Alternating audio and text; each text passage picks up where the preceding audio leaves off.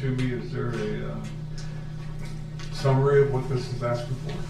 Hey, Daniel, you want to come in and just give them a little heads up about what that's for? That's just our preconditions for one of our grants that we apply for every year. What grant? That is is that the JAG one? I think we got like 4. I'm trying to get signed through real quick. Sorry. So he doesn't know. I never know what it is, but my secretary has the from the Criminal Justice Services. Oh, which one it is. Sorry about that. They'll all be right about this time.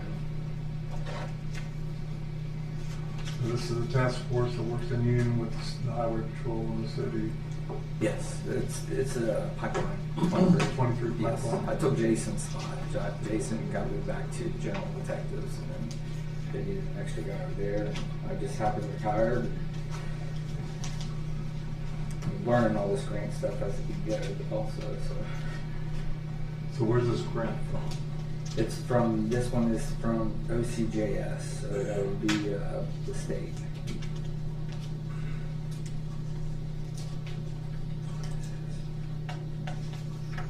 So now it's for.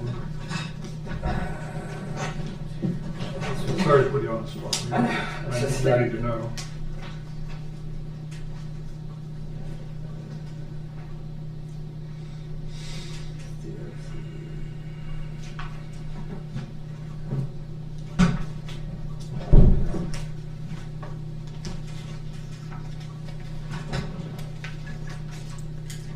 Sean does all the grants right here. We're funded with 4 grants. 2 federal and 2 state.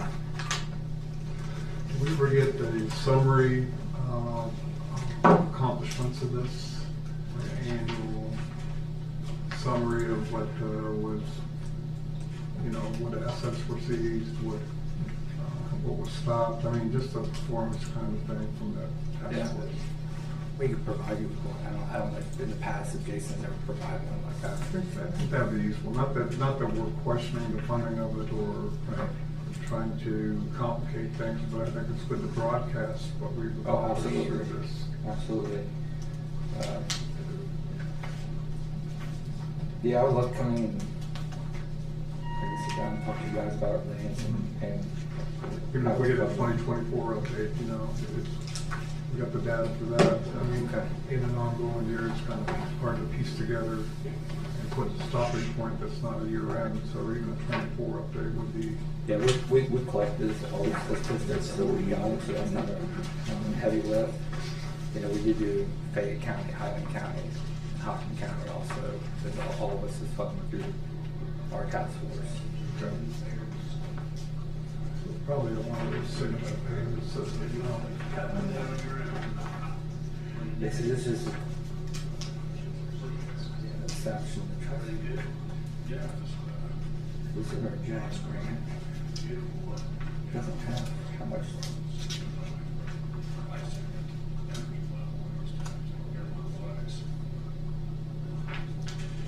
Yeah, this doesn't say how much it is. so they haven't figured out what the award's going to be. Right. This Well, is they'll say, pretty- yeah, this is a pre-award, so we've been awarded the grant, then once we get the signatures, they'll break down what we can spend each line item on. Most of it's utilities and rent and stuff like that. But it doesn't have the exact amount on here. Not very much in full support of 23 pipeline. Anybody have any questions or concerns? Video today? But yeah, I'll present something. He has a different feeling on it.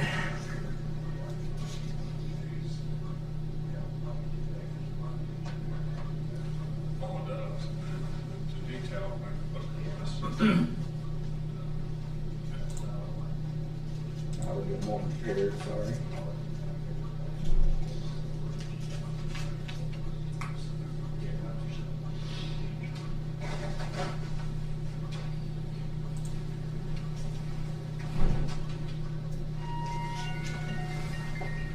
Oh yeah, you guys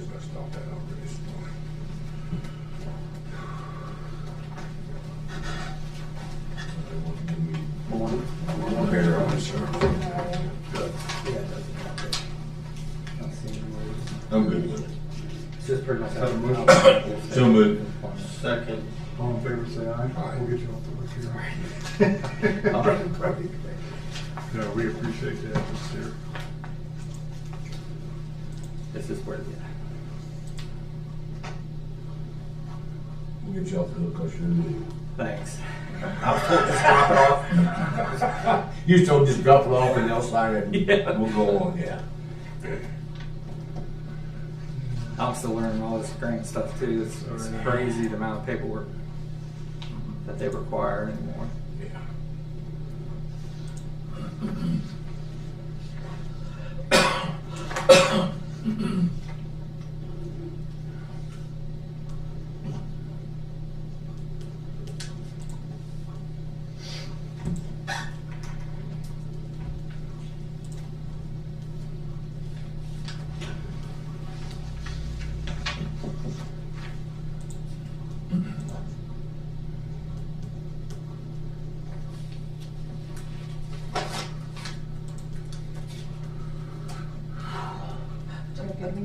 I'm gonna tell him Brian I'm gonna cold.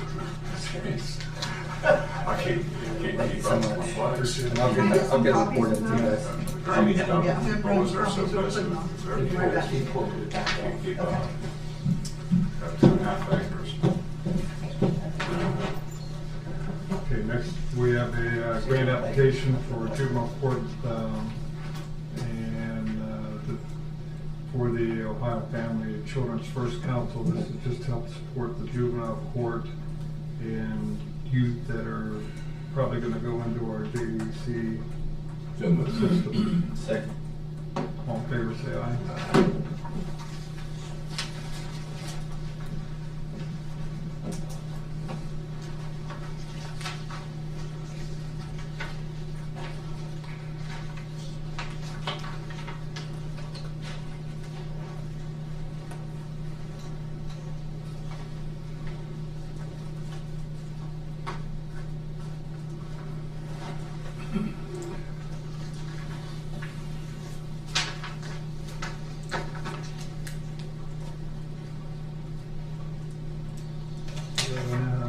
Request for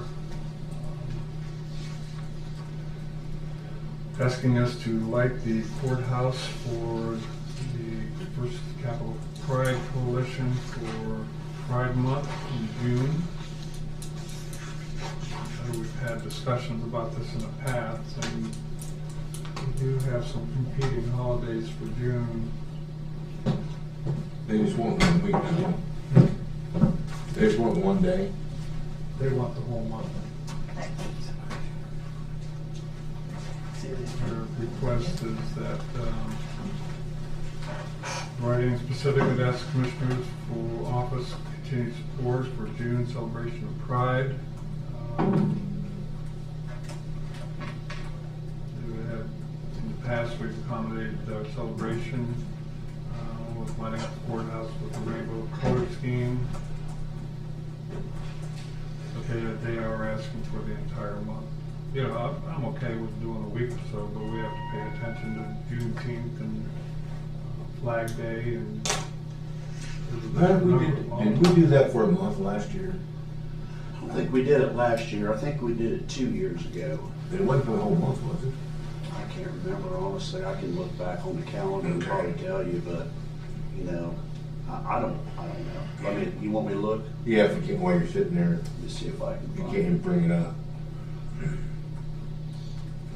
Personally, I want to share 2 things in this, my opinion on this. First of all, just as a general principle, I think that recognizing that the courthouse is a historical landmark, the site of the first capital of the state of Ohio, and a functioning courthouse, I think we need to have some parameters or even to say, I think the way that we light the courthouse for commemorations or for issue advocacy should be pretty limited. And I think that it should be limited around things that are unifying, that aren't perceived as a political statement, that aren't that aren't something as, in this specific case, we're talking about LGBTQ plus pride. Personally, I don't think that that's an appropriate thing for the courthouse to be commemorating. Not because I harbor any sort of ill feelings towards the community. I actually think Jamie's request was, I think highly of him. And I just don't think that, as a general principle, last month we lit it up for something, I don't even remember what it was, for an entire month.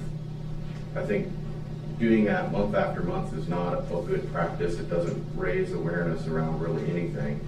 But specific to this request, LGBTQ is a reference to sexual orientation and gender.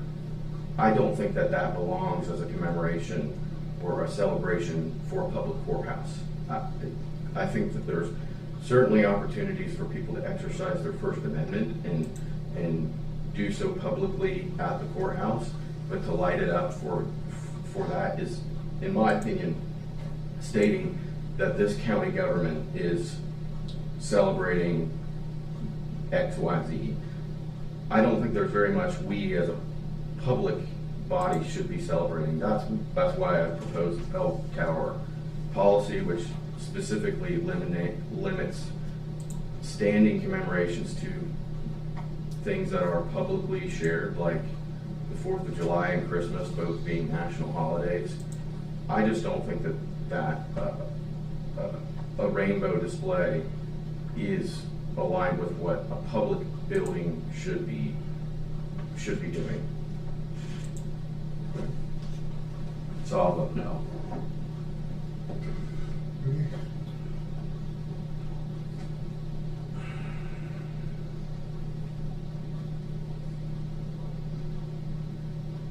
I can see this coming back to Thomas if we don't. People can share their opinions, and I appreciate them. And I would say that this, You're throwing your personal, your personal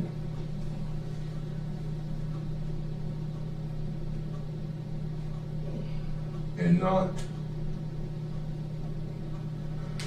yes. well, I know what you're saying, and I'm prepared that people are going to be frustrated by that, but I would impose the same type of principle and parameters around anything that I would personally be a part of a community. You know, I don't think we should be lighting it for things that are not something that the community has as consensus that we're sharing and celebrating. So if some other, you know, group on the other side of that issue were to come request, you know, the courthouse be lit for some special purpose or some advocacy of that subcommunity, of which I'm a part of personally, I would still have that same opinion of saying this is a public building using public resources. It should represent the public. If we had to set anything whatsoever, we'd have lit the thing up for the month, and there was probably not 10% of the people in Ross County would know what that red, white, or the rainbow thing was for. What I'm saying is that with such better advocacy then, to your point, when we do light it up more or less frequently for things that are a special commemoration or celebration that's shared by the entire community, that isn't specific to Capitol Pride. In fact, I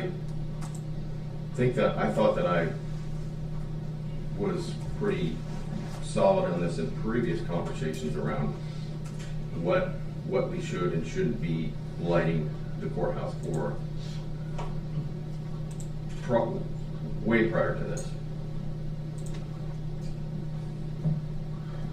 You know, I think, is there anything that we light the courthouse up for an entire month for? I think we have in the past, but I just looked back to see if I could find this before, and some of that stuff gets erased after it's done, so I don't see it on it, but yeah, I think we have, I think we've done it, but there's never been a policy.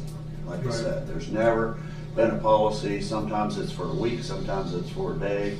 Other folks have asked for a month. You know, it could be BD awareness, it could be Down Syndrome Month, it could be, I don't know, a day of prayer. I Maybe we think did what we it for just did that. was mental health, the grant. Yeah. Yeah, I think we did it for mental health. So yeah, I mean, there have been times when we've done it.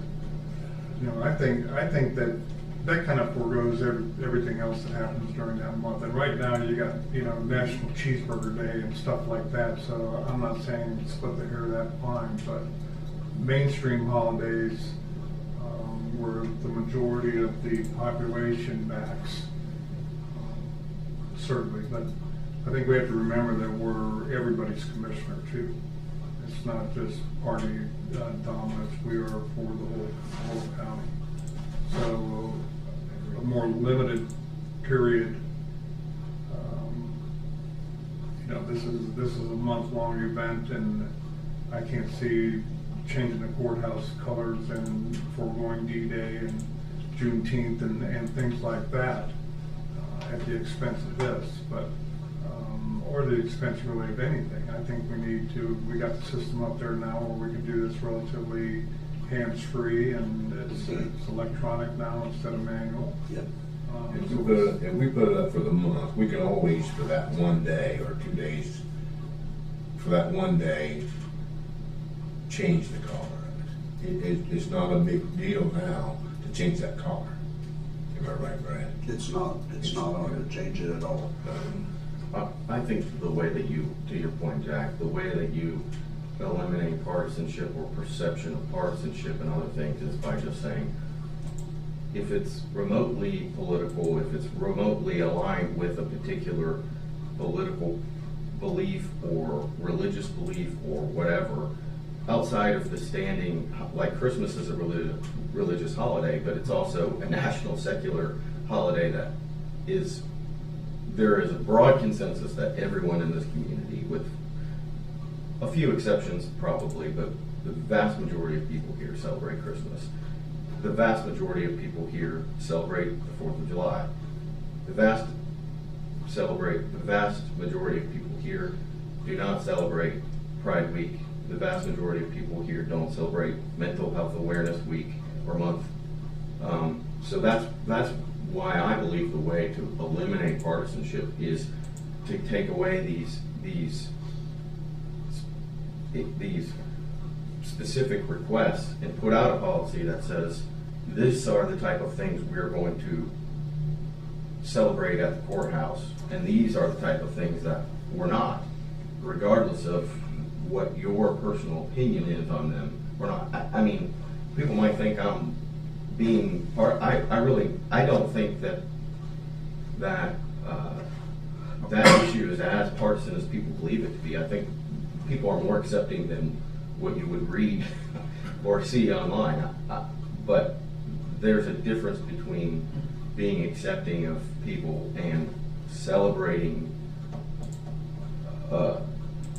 gender and sexual orientation with the lighting of a courthouse. I don't think those two things are mutually exclusive. We'll light it red, white, and blue, and don't change any colors for all 365 days a year. I think that's There's a little further extreme on the spectrum than me, but I'm probably a step just east of that. Honestly, I think it's a slippery slope when you start lighting this thing for every little thing. Yeah, I agree with that. And there's certainly things that I don't think we would do, like, you know, Palestinian, you know, advocacy. And there's certain things that come into play that are questionable, I think. But I think we do need a set policy. And I've checked CCAO if they have a running program for all counties, and they do not.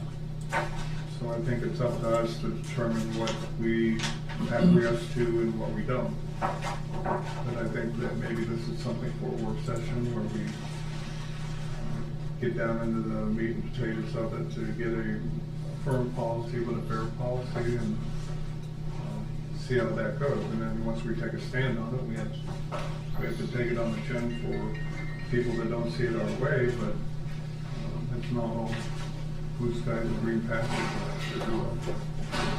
What do you say to that? Say we work on this in a work session and see if we can come to some kind of agreement.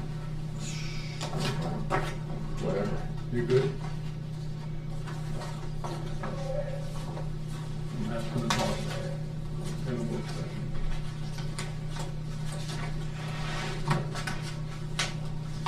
Got a request now.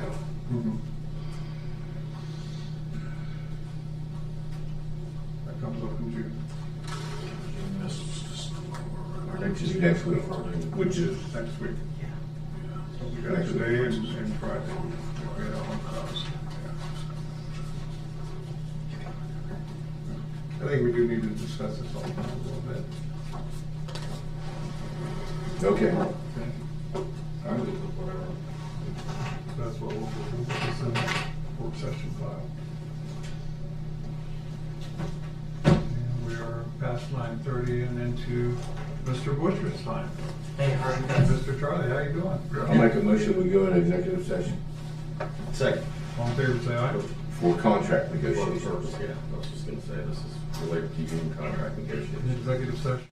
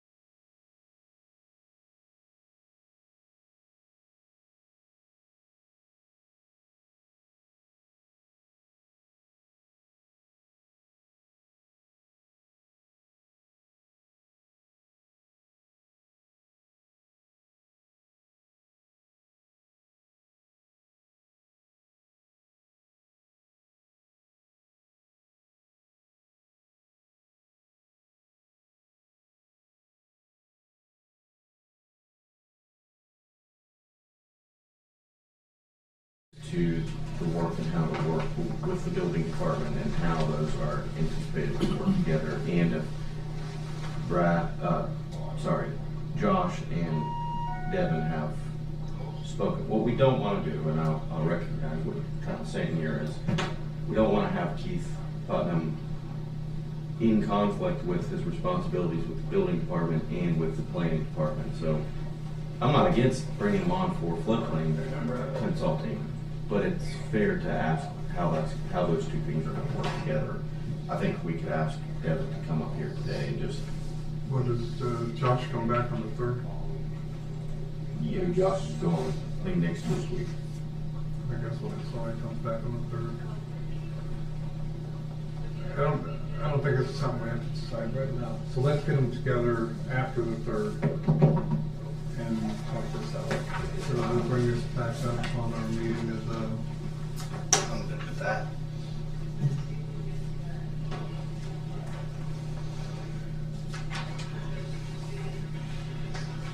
So we'll put this on for the meeting of the 9th. June 9th.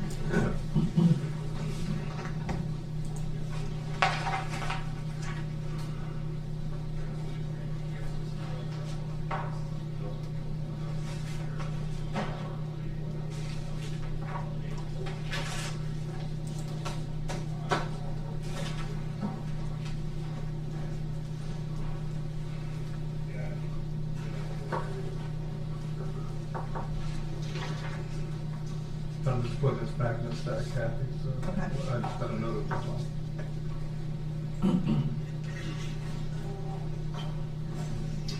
Got a request here from, through a resolution for authorizing the Ross County Planning and Development Department to apply for the Ohio Valley Regional Development Commission Surface Transportation Block Grant and commit matching funds.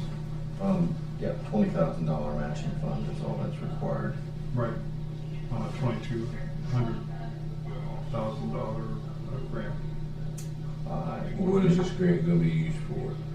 It's for the transportation plan, a comprehensive transportation plan. That's something OVRDC is doing in all 11 counties, and that's part of our comprehensive plan too. So it's kind of aiding that. It's not part of the 629 that a developer asked us to apply for. No, not Okay, I just wanted to make sure. Yeah. You were not gonna vote on that 629. Right, that's not the. Second. All fair to say aye? Aye. So this is black ink, correct, or it doesn't matter? It doesn't matter. So you guys in blue? I got both. Ready to roll. I got blue.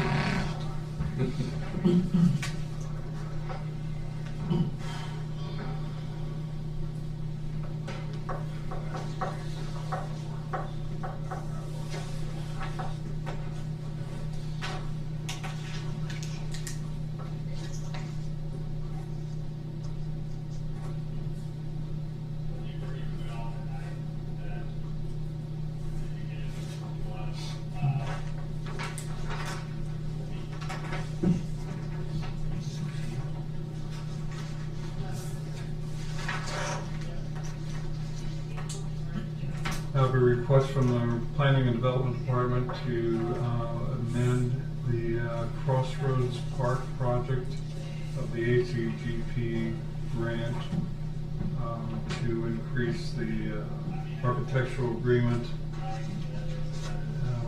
to Choice One Engineering.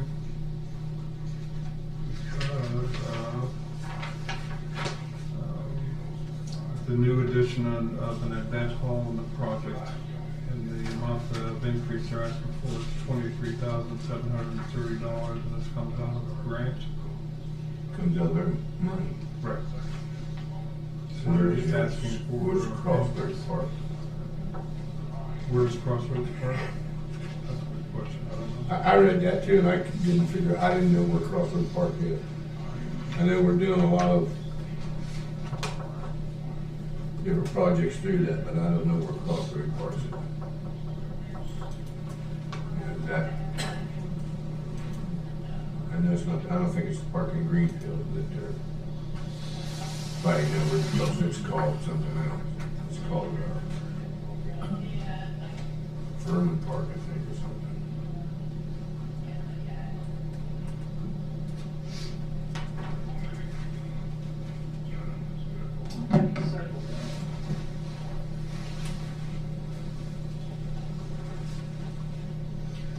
me, I'm fine with this. It does not change the budget line item. Doesn't change the budget line item. Leesburg and Lynchburg. Okay. So moved. Second. All in favor, say aye. Aye.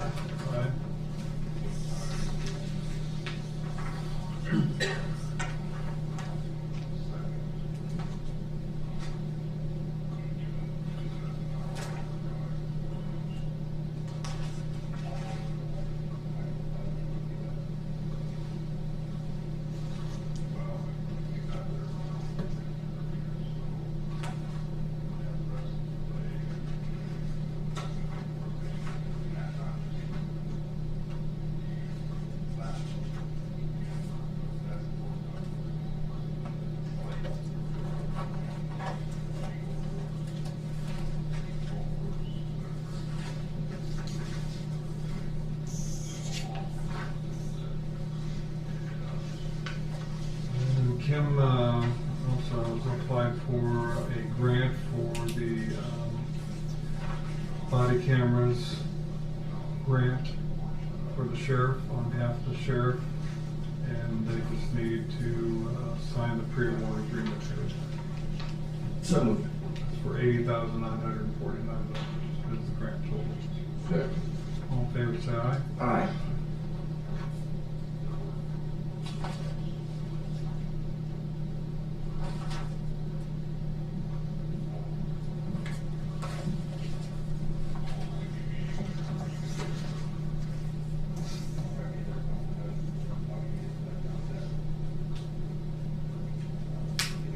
I don't know where Brad's at. Did you have this? Yeah. We did. We already did that, yeah. It's in the stack.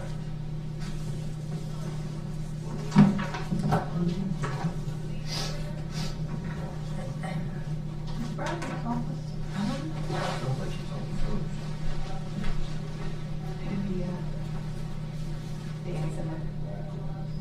Oh, they had some, I think they had an online meeting at 10. It sounds like it.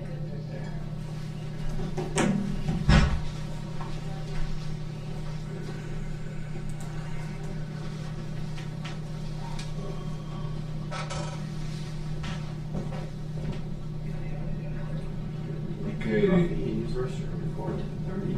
the Board of Elections has requested a credit card to use during elections for large purchases. Who else has credit cards? We had one in this department for a short time, but it got to be too big of a pain because everybody wanted to borrow it. And then the billing was, it just was not a good situation. The billing was difficult because you had to get online and everybody that was able to use that card had a different card. It wasn't just one card. And that's, maybe they're not all that way. This was through a company called Elon. And it's just got to be too difficult to manage. How many people over at the Board of Elections will be wanting this card? I say, man, I'm thinking, you know, why do they need a credit card? I printed off the, I'm stuck in the pile, they're laying on my desk, the ORC code for credit card use. And it's relaxed a lot from what it used to be, so you can use it on a lot more things than you used to be able to use it for. I've seen a lot of people in government jobs now are sitting behind bars dealing with credit card. Yeah, I think, my position on credit cards in general, not specifically the Board of Elections, is I think there's utility for them. I think in the modern world, it's pretty hard to pay for some things without a credit card, or you end up delaying process because you have to make a request and then cut a check, and you add what could be a transaction that takes 30 seconds into a week or longer. Yeah. That being said though, I think before we start doling out credit cards, we don't even have a credit card in the Board of Commissioners office. We've got to have a policy around who from what department has We do is have a allowed. policy as well. Okay. We do have a we have credit a card policy. policy. But the thing is, that modernized to reflect the new Ohio Revised Code? No. We're guiding to see, just making sure that we do it the right way. Ours is more limited on, the policy is very limited on when you can use that credit card. but the thing is now, is they want a credit card to purchase a large item. They have to still run that by us. True. So it's really not, Yeah. you know, they still have to run that by us if they're gonna purchase something. So them having a credit card, in my opinion, is still got to, you know, I wanna buy a table, they bring it to us, they're gonna buy a table and transfer money from such and such. Now, I don't know, they can go out and use that credit card, buy something and sit there, and the next thing that we get a thing that says, we just gotta spend $10,000 on a table. Yeah. And I don't, I think we need to understand, I think there's a way that we can make things more efficient with utilizing credit cards, but we've got to make sure we don't sacrifice efficiency for the oversight that we're supposed to provide. Yeah. And right now, I don't know well enough to know if we can do that, so that's my, because I'm reading this and I'm thinking, I'm not that much of a fan. Because I've seen, Well, what they used for wanting us for those, to rent those vehicles from Penske during the election. it says that she had to personally use her personal credit card to charge over $3,200 for 2 trucks and another $165 for fuel. And I know it's a process, but a lot of times you can have a check cut ahead of time. She knows when the If you elections know are what the through. amount's gonna be, if you know when you're gonna need it, you just need to get the paperwork downstairs in time, so if the check is cut, then you have it in hand, and you can pay them. And it's not, is this the first time they've done this? I don't know if they've ever. Because I've never seen it for the 5 years I've been there. I've never seen the Board of Elections or anybody else I use my own personal credit card on anything. Now, why would they do that? It's not like today's Tuesday, the surprise election Friday.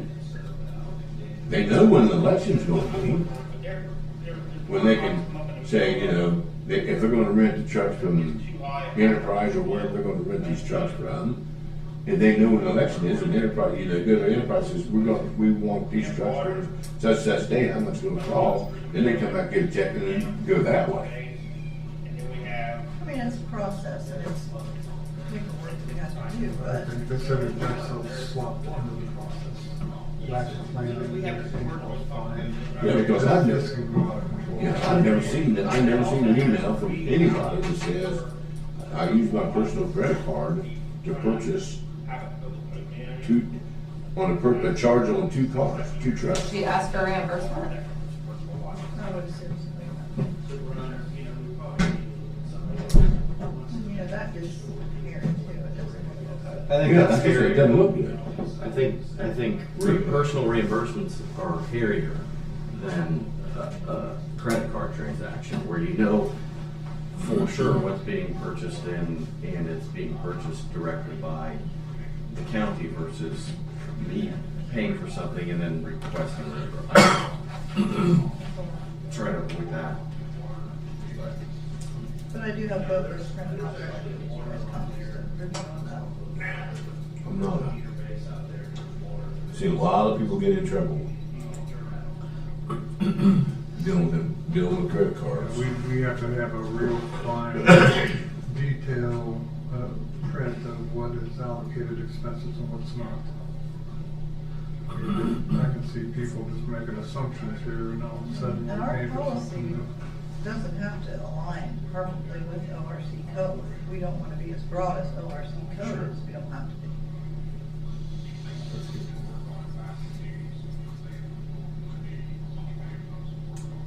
Yeah, we can be more stringent.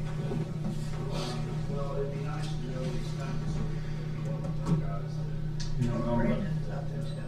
Brandon out there. Yeah, he is. Howard didn't come from me. Mary, you should run the traffic study. See how it goes. I mean, before we make county-wide sweeping. Yes. I don't think anybody else has a credit card. Nobody else. I don't really know if anyone, but the auditor's office could answer that question because they would know. How y'all doing? We have a gas card. How you doing? Good, thanks. Because it's not like that. Yeah. It is your time. Well, good morning, everybody. Give us a show. Yeah. So I just, try to come in once a year and give you a little report on how things are doing and answer any questions that you have. What you have in your hands is a copy of last year's program. I don't have this year's yet, but there's also, I stress out about that until the moment it arrives. And there's a copy of the audit from this past year for you as well. We always keep those on our website, but it's there for you, and then a brochure for this year. I can tell you overall, the company is in good shape. Financially, we're doing well. Not as good as I'd like to, but that's the reality every year, I think. We just completed about a $1.4 million improvement project in the Actors Village. So we built them a new kitchen, new dressing rooms, new bathrooms.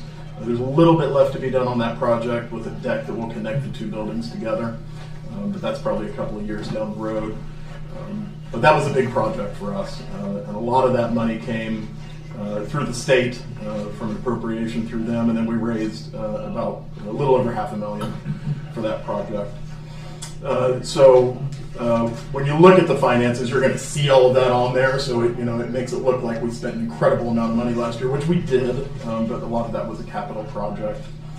The facility itself is, it continues to age. It's 53 years old now, but it's generally in good shape. There's a few things on the horizon for us that need to be done probably the next 5 years or so.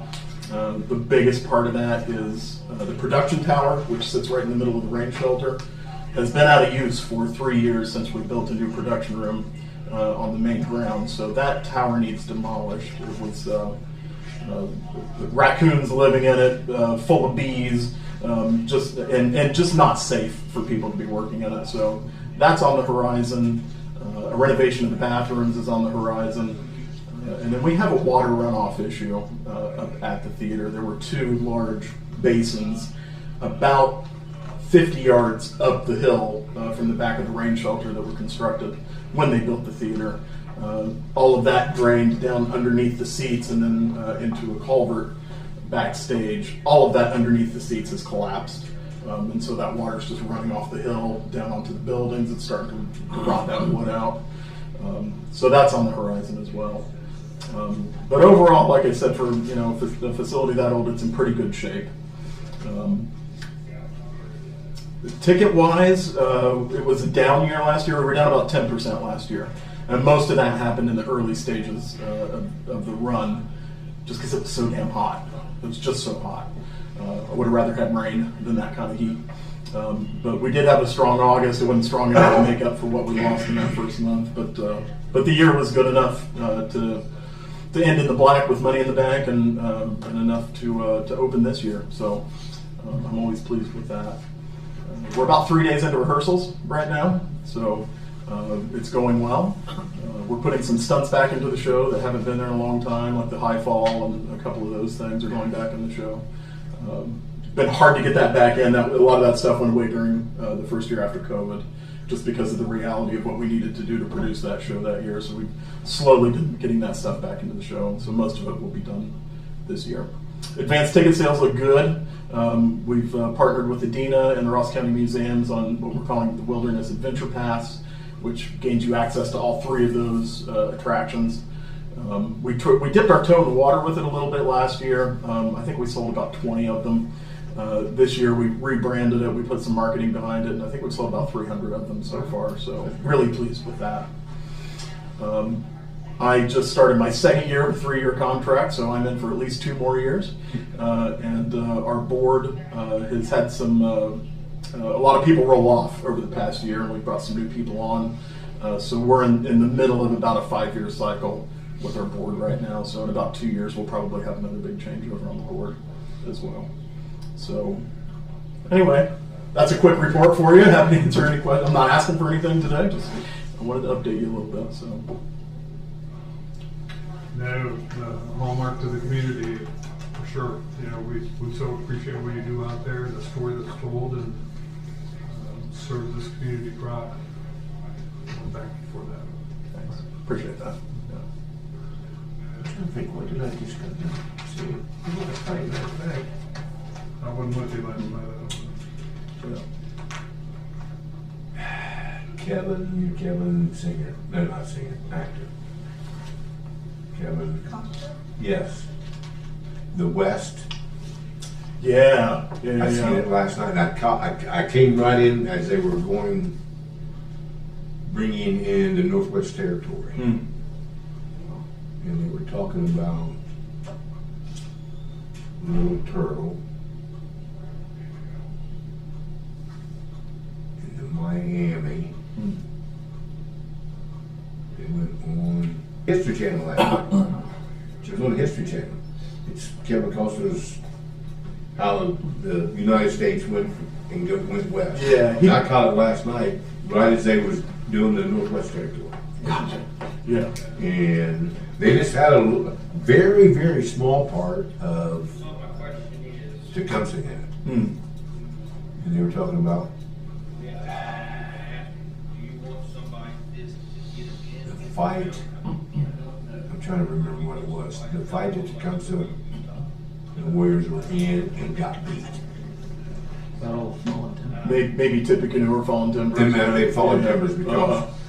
they were saying something about, and I'm thinking, well, I didn't see that anywhere Yeah. in Tecumseh. They were talking about where Little Turtle gave falling timbers to Tecumseh to raid, but Tecumseh was supposed to wait on the signal from Little Turtle. They didn't wait on the signal from Little Turtle, and that's why they got beat. Yeah, he was really young at that battle. I think he was like 15 or 16, something like that. Yeah. But it was pretty good. I'm thinking, I've been to Tecumseh a couple times. I've never seen that part. Let me tell you, there's if we tried to do everything that happened in his life in a 9-hour show. Yeah, you'd be there for a while. Yeah. So we do make some decisions sometimes because Alan wrote, I think, there's 13 or 14 different versions of the script that he wrote up through about the mid-'80s as they were tweaking things. And so we do pull stuff out of those old scripts sometimes and switch some stuff out. Most recently last year when we put a lot of the old narration that was taken out back in, delivered by his sister to come to piece. So yeah, on occasion we'll go, this could be interesting. Or in particular last year when the eclipse happened, there's the whole famous Tecumseh's eclipse. So we put a lot of that back in the show, I will be back out again. Right on. Yeah. I'll get scared for the first gunshot, so Every night for me. Every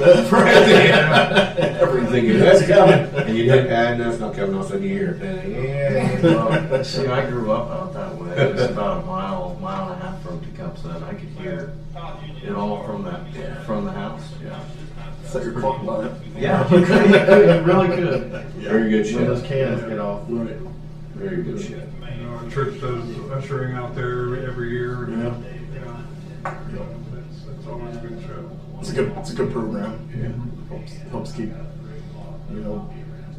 a lot of our actors aren't from, of course, our Tecumseh is local this year. Colin.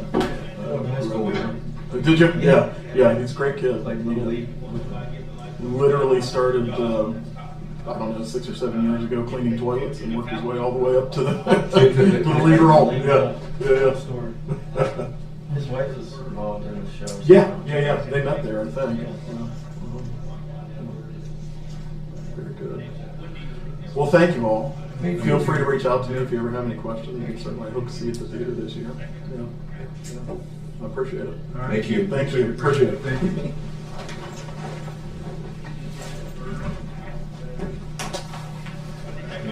I was all pumped and get ready to hear about the Tecumseh Northwest Territory. It was like, it was like a little bird, and that was it. I'm thinking they was talking about a little turtle, and I'm thinking, I never heard of a little turtle.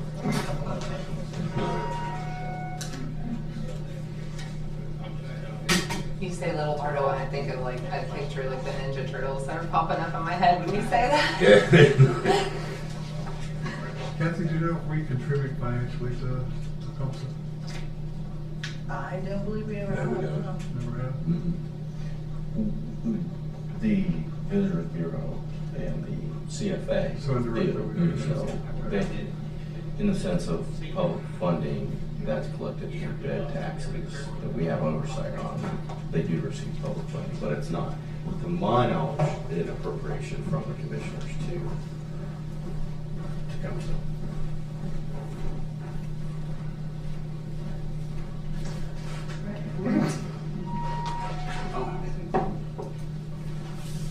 Sorry, guys, I had my courthouse meeting today. It's usually on Tuesday, so Oh, yeah. It is It is. Tuesday. Tuesday. It is Tuesday. Up here on Tuesday.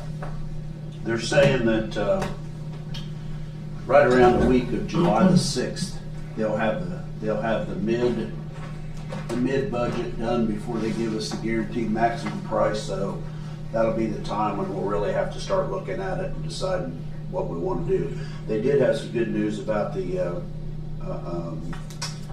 fountain today. They did talk to a guy who he believes he worked on it when they moved it in the 80s during streetscape. He's from Alabama. He said that he could probably restore it for $100,000. That's better than $1 million. Move it back to the same spot where it used to be? I don't remember where it was. Do you? I thought it was right.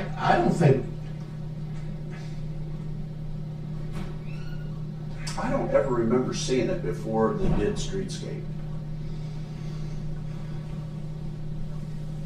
I got something in my mind that says it wasn't there. No, I don't think it was either, because I think when they did streetscape, they kind of built that. They that built little. it into Yeah. it. Yeah, I don't know where it was before that because I don't think it was in there. Probably find out. Was that jail in use when you were in service, or was it always over by this before? I'm asking a stupid question. It was- I'm not insinuating anything here. It was still in service when I was, yeah, Okay. because we were still down, the police department was still down at 26 South Main Street. And This was just the county jail? 84, this was the county jail. 84 is when they built this. I think so, 84, 86, something like that. This was the jail? Yeah. Yeah. Until 84. It was the j- yeah. I just guess I assumed that there was some sort of transition between that and that. Well, that was it. They stayed there until this one was built. Yeah, wow. Because that used to be, And the sheriff actually lived in there at one time. Yeah. I mean, that's an old, Oh, yeah. old jail. I mean, it's a, Yeah, there's, well, if you've ever looked at that plaque that's upstairs, you know, the last hanging yeah. was done right there on that bridge. Placard out there. Yeah. it was, well, Pickaway County, Dwight lived in this jail, the old jail up there for a while because his wife was the cook and she fed him bologna sandwiches and a glass of water or something like that. Is that right? And he was a jailer when he lived there and he had checked the inmates and stuff like that during the nighttime. Dwight, up to Pickaway County, Ratcliffe. Ratcliffe. Okay. Yeah. Longest serving I thought sheriff. you meant Dwight Garrett for a second. I was like, where did I miss that in his personal history? Oh yeah, Dwight Ratcliffe, yeah. He was there when I was 17 years old and knew that. Because he told me to call my dad and I said it's not going to happen. It looked like you're staying with us overnight too. What did you spend a night in? Yeah, I was in a jail. I went into jail because I was only 17. I was laying on the floor. What did you decide to do about the furniture out there? We talked about that a little bit last week. Oh, I didn't know if you talked to Washington. Yeah, we talked about it, and I said, your office, I said, if we get you new furniture, your office is not gonna look like it does now, does it? Pretty messy. And she goes, that's not her fault. They don't have any storage.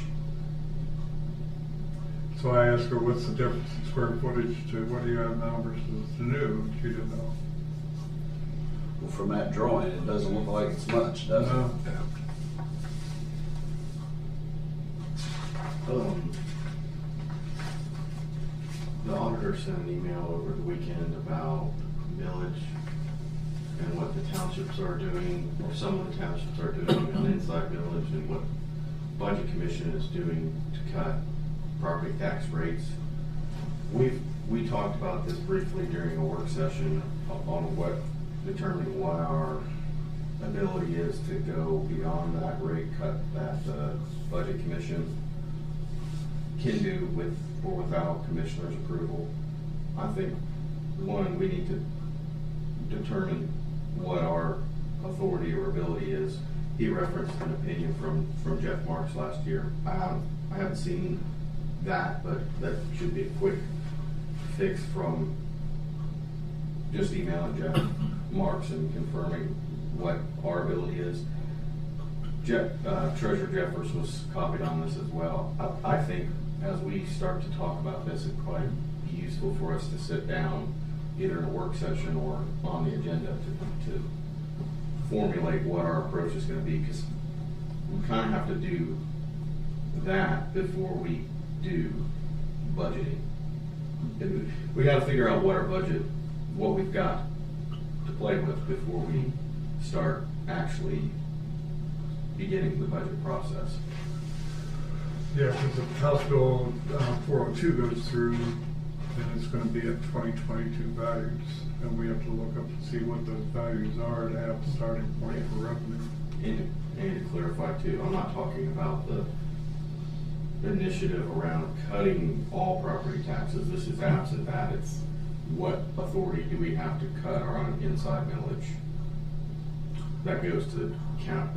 I think he did that last year, and if I remember, that legislator, that opinion you're talking about gives the budget commission the authority to do that. And that's what I'm saying. up to Yeah, that's what I'm thinking. 2.4 mils, which is like whatever the percentage Right. equals. I think what he's requesting is our consideration to go beyond that. I don't think we can go beyond that. That's what you guys had said, but he's referencing an opinion from the prosecutor that says we can.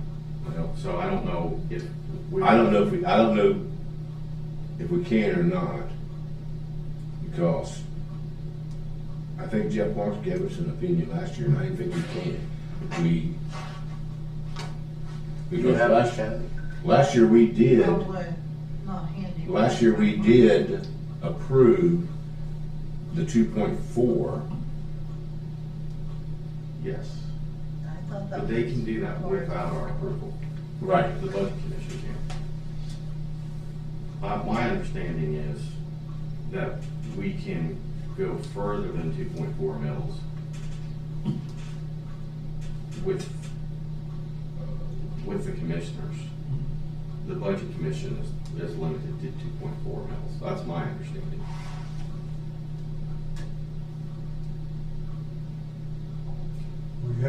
We have to be careful with what's happening on the state level too, though. Can't operate in a vacuum.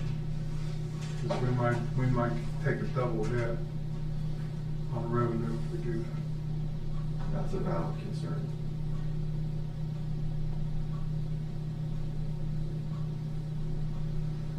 And I know that, if it just comes down to, do we mirror what we did this year, coming down from 3.1 to 2.4, I'm pretty much in favor of that. But digging down deeper, I need some more information. I think more information is warranted. I would like to look at it though, because just from the standpoint of, with the values increasing, I don't think that we're gonna experience we could potentially have a situation where the county still has a reliable or even increased amount of revenue, pending, like you said, what happens at the state, and if that's enacted in 2026 year or not. But we could, what I'm saying, we could potentially cut rates and provide relief to the taxpayer without setting ourselves up in a revenue situation where there's a shortage. Yeah, I'm concerned on having enough money to do what we're supposed to do. I'm not Yes. interested in being a bank or accumulating funds or accumulating wealth. We're not set up to be a for-profit operation. So we just need to cover our expenses. Yeah. So if we can do that and put some relief on the taxpayers, I'm for that. But I don't wanna do a double dip and then all of a sudden we're struggling for cash to do what we're supposed to do. We've got to be responsible, Right. and I think that requires some more info and analysis. So we're saying the same thing. Yeah, 100%. We're all in the same boat, same page. But I think I think we'd have a work session or something to kind of kick that off. Do some what if scenarios.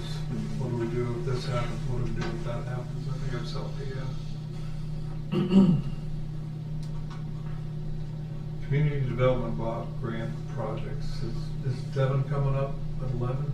Yeah. Okay.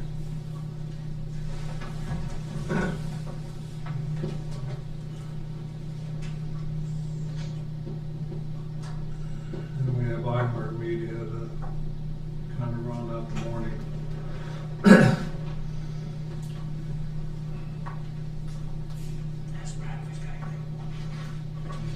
That's Brad's day, I think. I don't. Everything we talked about on Friday. Payroll. No payroll yet. Next week.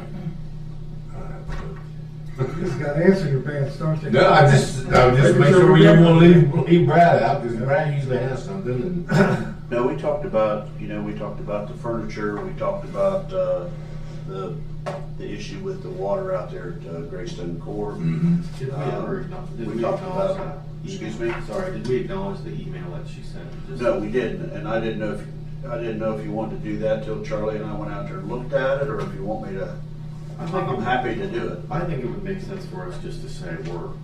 we've gotten your email and we're investigating Yep. this, and I'll take care of that this morning. Well, my thing is if we're gonna go out there sometime this week, we're probably gonna knock on the door and see if anybody's home.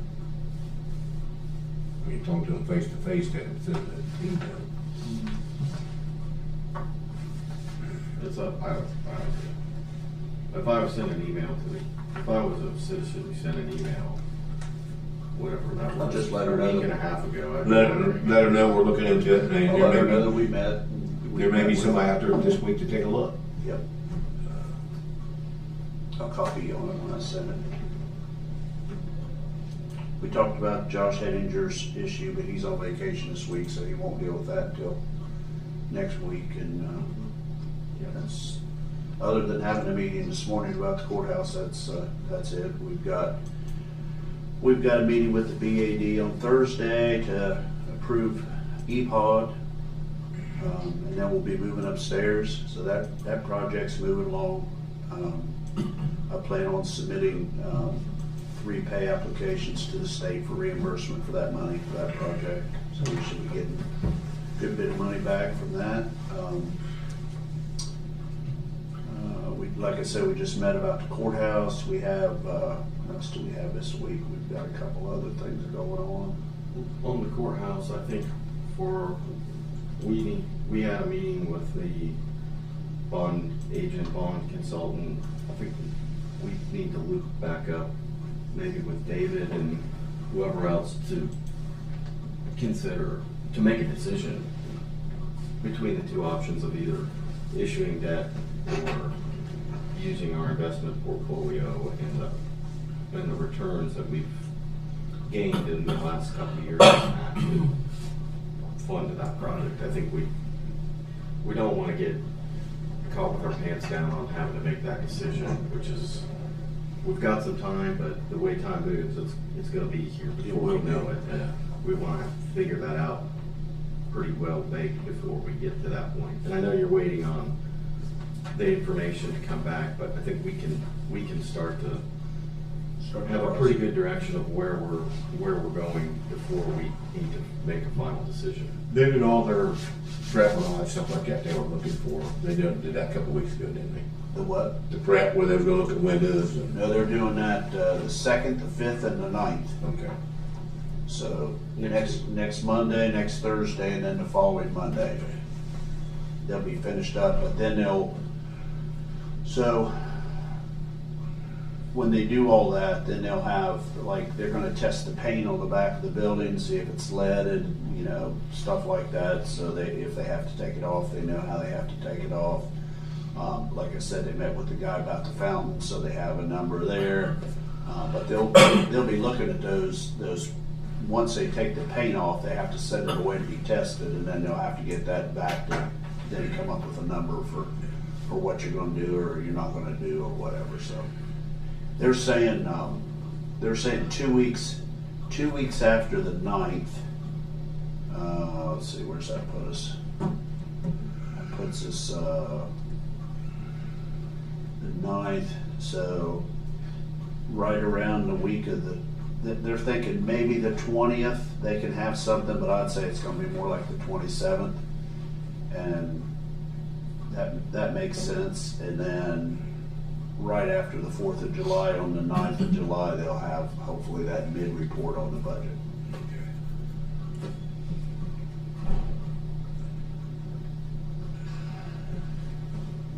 If they're gonna look at the service center, we already took care of that.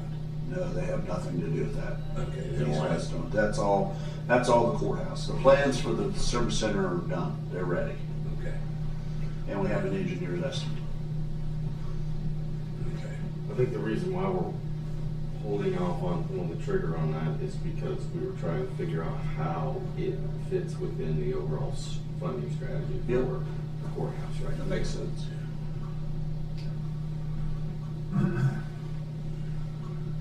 Yeah, I'm allergic to that. Me too. Me too. The airport's going good. What's that? So the airport's doing pretty good. Yeah, they are. They did have a couple issues. They had a couple of piles of those millions there. Mm-hmm. They thought they were going to, they have to build those blast pads. The blast pads are 60 feet long by 100 feet wide. And so they took all the topsoil and stuff out of there, and on the other end, it was longer, it had old runway there. So they took all that concrete up and they took the topsoil off all around there. They were getting ready to put the sub base down and the base material. Well, they wanted to use that for some of those grindings, those millings to put in there. They said no. Told them no, so they had to load it all up and haul it away. And then they had one spot that's soft. It's got a lot of clay in it, and it keeps pumping. So they're going to dig that out, put some of that topsoil and some of that other material that they took out of there in that hole to stabilize that too. So that was what we had last week. But they'll build those and then they'll start putting the asphalt down. When I drove by there, it was. We have good weather. If we don't have a lot of rain this week, they'll probably be starting that. I talked Sunday with a realtor that listed a house on the northeast end of the runway, Northeast, okay? beside where Weingartner used to live. Okay. You know which house I'm talking about? Well, Weingartner's across the road. He owns all that, all the way down through there. He owns the field right at the bottom of the end of the runway too. When you turn on the Stone Road, I think both those fields on both sides belong to Rodney. And then everything on the other side of the highway belongs to Rodney. So it's not up on runway level? It's not, I don't It's know down in the which, gully, or is it? I don't know which house. There's no houses down that guy. No, I didn't think there was any houses down He says the house, the northeast, there. Northeast side of the runway is what he told me. It's side where one. Well, that would probably be on the other side. Would that be down Andersonville Road or whatever it is that comes out? Could be, or one of those housing. That's the only thing would be north. I would only one thing would be northeast. That's where the trailer park is, right? No, I'm thinking the other side. The That would be the west, that would be the west. That'd be the, The trailer park's on the west side. On the west. Stone Road's on the west side of the airport. If you wanna call it northwest side of the airport.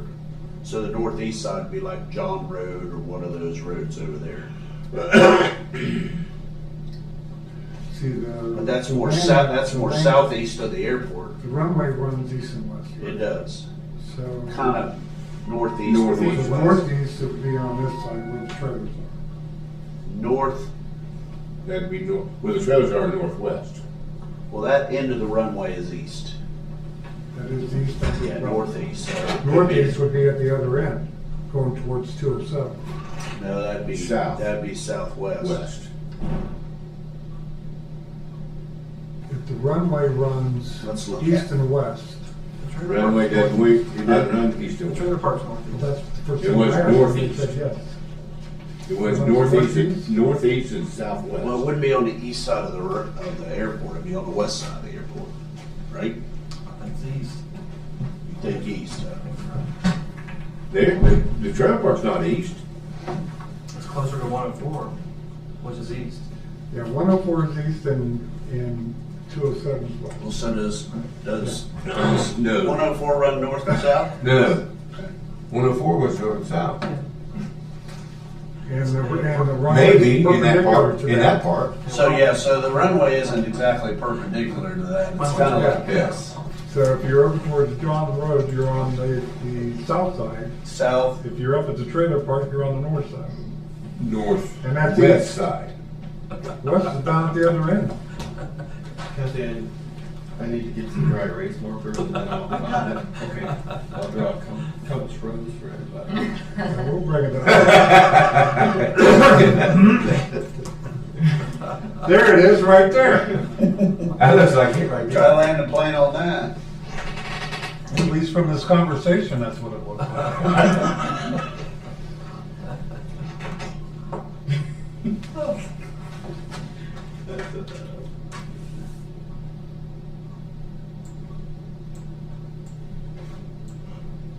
Where's our 11 o'clock? I don't know, I just sent them an email, see where the heck they were. Okay, so if this is north and south, Mm-hmm. this would be east and west. Right.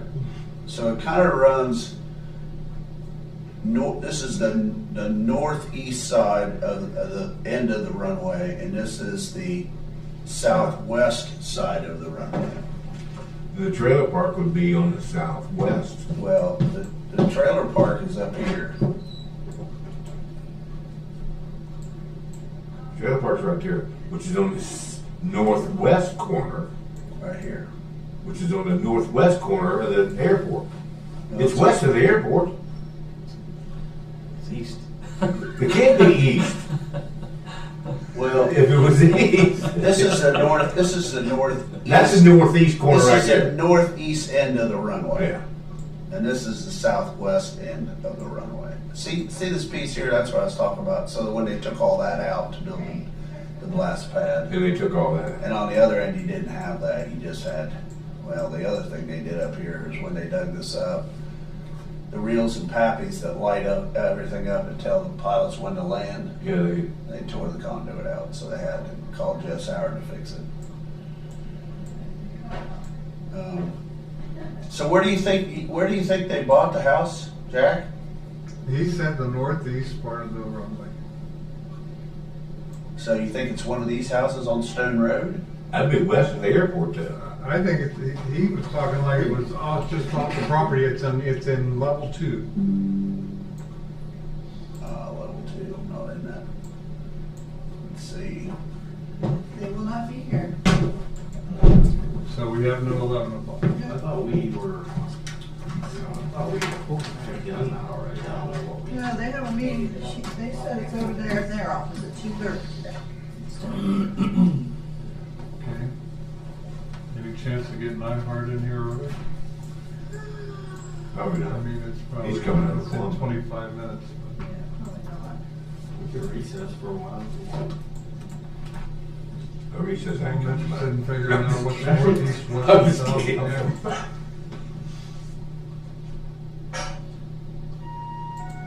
Or we could just, yeah. There's zone 2.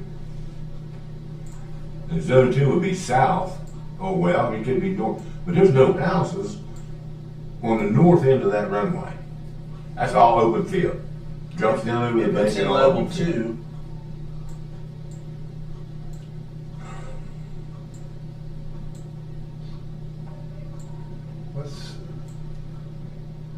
What's that right, right here, no, well, I think this house was for sale, actually. I think somebody else told me about this house, or we talked about this house with somebody. And the whole property, the house actually isn't in the 2, but the land is. And there's a garage or something in maybe there. that's, they'll zero in on that. You That's, see this building here is in that, Yeah. just a corner of the house is, the rest of it isn't. I think this, I remember talking to somebody about this. This house was for sale and they were worried about selling it because they weren't sure what they could do on the property. now that's down off the hill, right? Yeah, that's a Yeah, this is 104. off That's a 104 104 address there. That's off airport property. Yes. Right.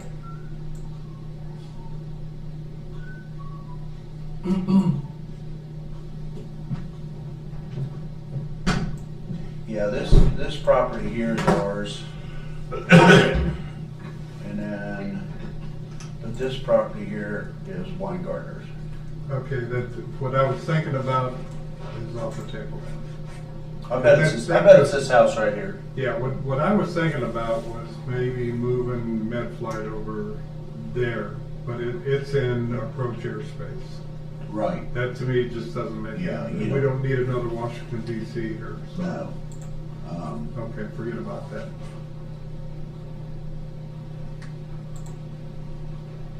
Yeah, and it only gets worse when you go here, I think. I don't know. Yeah, it's narrower. It has to be completely off the side like the other one was. So what I was thinking about doing was if we could take the MedFlight house out front someplace else, we could have the whole front of the airport there to develop either into a cross-dock or a restaurant or something like that. It cleans up that space. Well, you've got this We spot. got that spot right there. Yeah, This spot could house that. And then we've always talked if we were gonna build more T hangers, that we Right. put them, we That's put what I them see here. down there. Yeah. But you know, I think you in this too. You in all this here. Mhm. yeah, you run out of room going to the right of the entrance. Yeah. Coming in, you just run out of room to put T hangers up there. There's quite a bit of space here though, if you really look at But this. commissioners own all that down through there. Yeah. There were houses here one time. Yeah.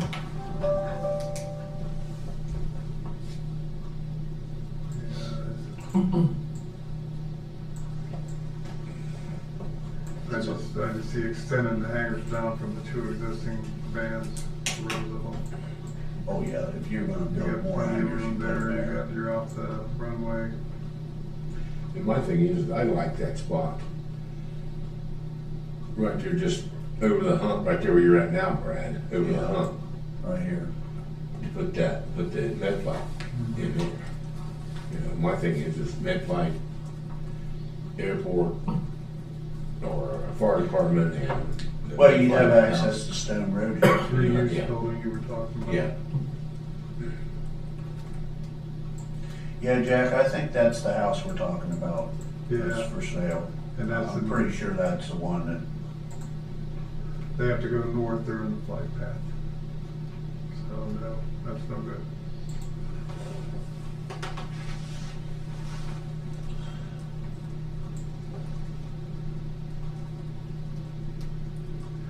We need to get with Stan and Danny about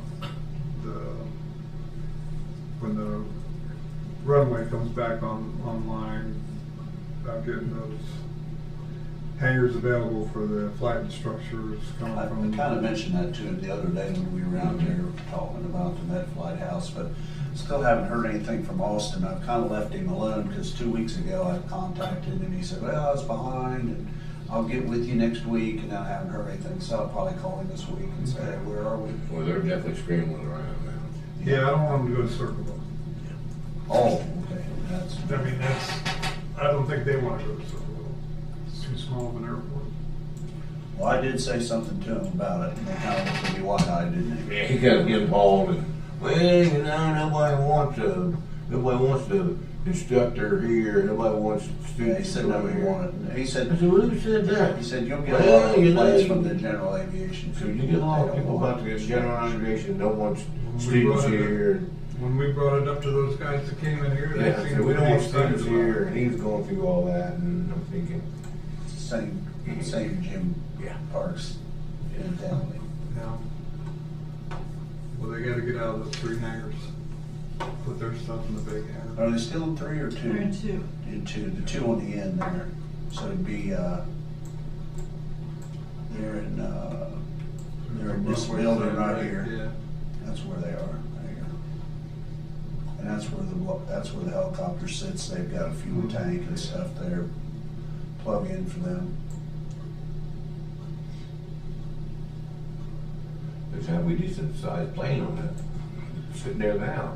This will be our next piece that we rehab. Yeah. We're already getting reports on that. Yeah, you're getting great information on that already.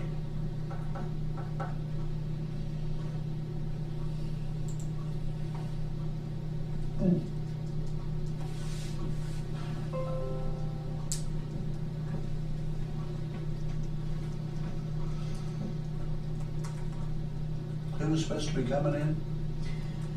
It was the CDBG Oh, block grant, but they changed it to $2 billion in their office.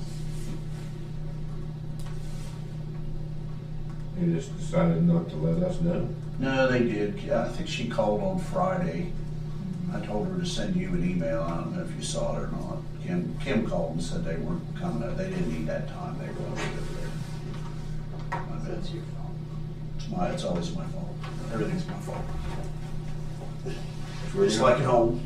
That's where You're just on used to top. it, aren't you, Brad? Yeah, That's where you're on top. that's why I got such big shoulders.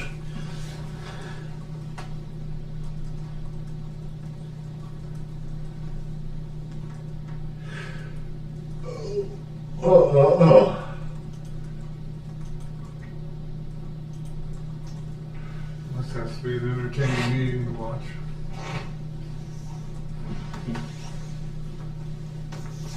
I won't say anything else.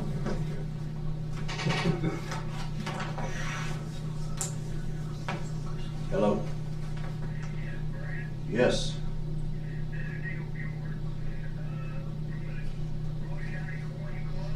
Yes, sir?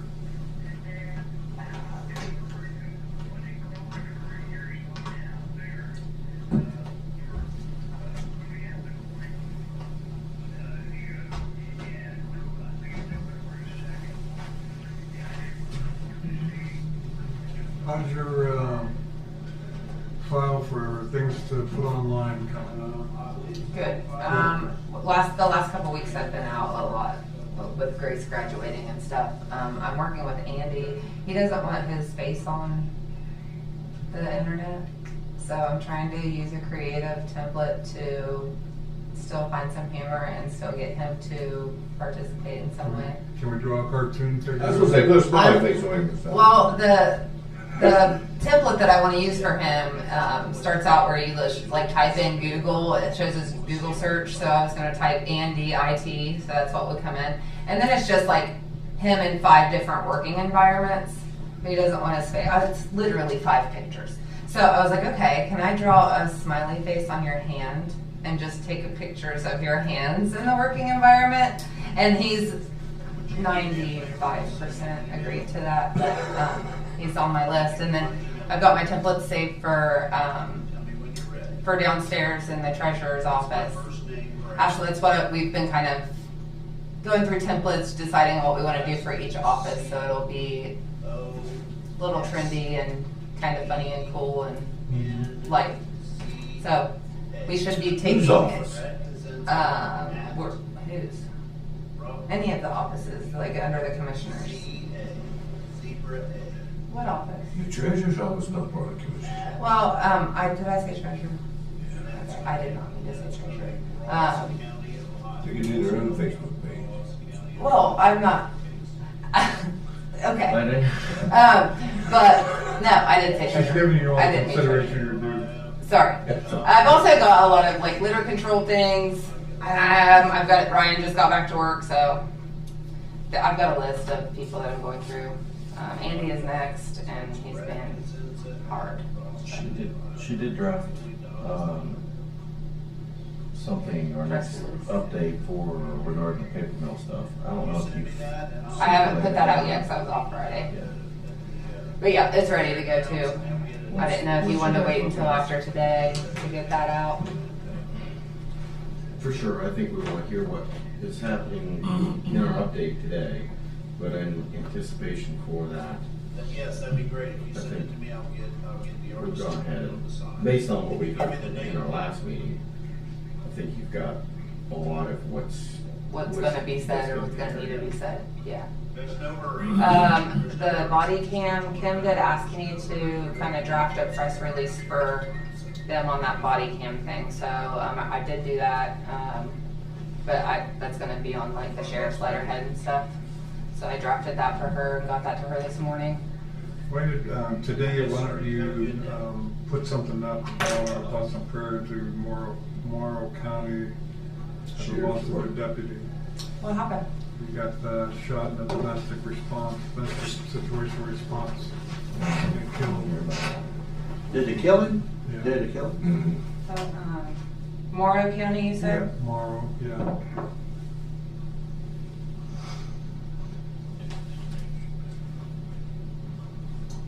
I sent an email to the county commissioners over there this morning.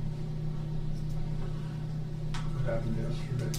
And then for Charlie, I thought, you know how we did an interview with Devin? And he kind of just explained the community grant and all of that. I thought that would kind of be good to track Charlie down and just let him kind of update on what's going on around the county as far as roads and stuff. Mhm. Are you interested in that? He's hard to track. He's busy. County engineer, he has his own department. Let him get his own Facebook page. Okay. This is the Ross County Commissioners Facebook page. Okay. Good morning. Well, that's why I ask. I've never done it for you before. Yes. See. I just get you out of here. I care about anything. I don't even look at Facebook. I already know that. I just kidding. I just whatever I want. I do look How you folks doing today? Pretty good. We'll find you outside. Yeah, we were trying to at figure out, well, it. Is it raining yet? yeah. Yes. We were trying to figure out, should we just run down the alley or drive around the block? So we drove. You are? Good to Probably, see you. what, 50, 20 minutes by the parking spot? We got lucky right here. So, yeah. Well, thanks for having us back in today. Yeah. Appreciate it. So, everybody's got a copy of this? Okay.